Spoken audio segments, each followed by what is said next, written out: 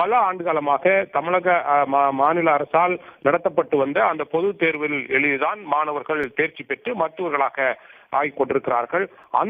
அது தொடர்பான ஒரு சட்டத்திற்கு குடியரசுத் தலைவரே ஏற்கனவே ஒப்புதல் வழங்கியிருக்கிறார். ஆனால் தற்போதைய சூழ்நிலையில் 2017ஆம் ஆண்டு மத்திய அரசால் கொண்டுவரப்பட்ட நீட் மசோதாவிற்கு எதிராக தமிழ்நாட்டில் நீட் விலக்கு மசோதா தமிழ்நாட்டில் சட்டப்பேரவையில் நிறைவேற்றப்பட்டு ஆளுநருக்கு அனுப்பியது. ஆனால் ஆளுநர் ஒப்புதல் அளிக்காமல் காலதாமதமாக குடியரசுத் தலைவருக்கு அனுப்பினார்.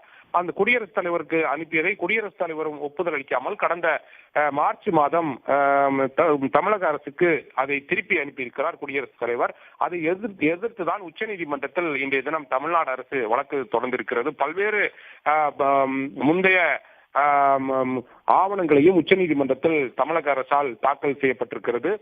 குறிப்பாக ஏற்கனவே 75 ஆண்டுகளுக்கு மேலாக தமிழ்நாடு அரசால் நடத்தப்பட்டு வந்த அந்த தேர்வை எழுதிதான் மாணவர்கள் தேர்ச்சி பெற்று நல்ல மருத்துவர்களாக இருக்கிறார்கள்.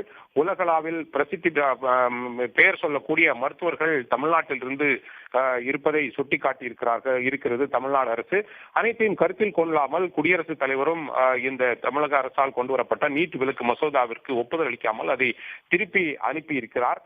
எனவே இதை ஏற்கனவே பல்வேறு மசோதாக்களுக்கு குடியரசுத் தலைவர் ஒப்புதல் அளிக்காமல் ஏற்கனவே உச்சநீதிமன்றமே அதற்கு ஒப்புதல் அளித்திருப்பதை போல உச்சநீதிமன்றம் தமிழக மாணவர்களுடைய நலனை கருத்தில் கொண்டு உச்சநீதிமன்றமே ஒரு முடிவை எடுத்து ஒரு உத்தரவாக பிறப்பிக்க வேண்டும் என்பதுதான் தமிழக அரசினுடைய இந்த வழக்கினுடைய சாராம்சமாக இருக்கிறது.